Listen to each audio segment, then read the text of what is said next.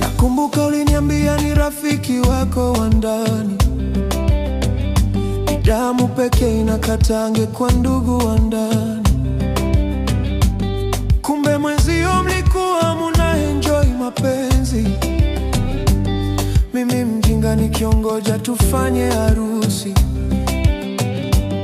Nilikupenda nikapenda di rafiki yako, bila kujua ulikuwa unanitumia dada.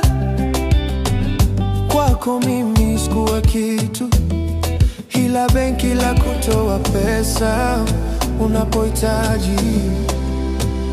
Wewe nenda, wewe nenda, siyataki mapenzi tena.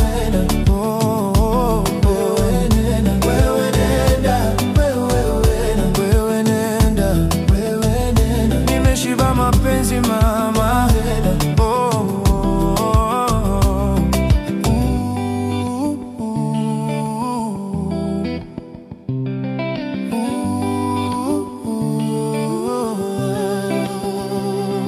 Uliniambia ni mwamini ni rafiki yako,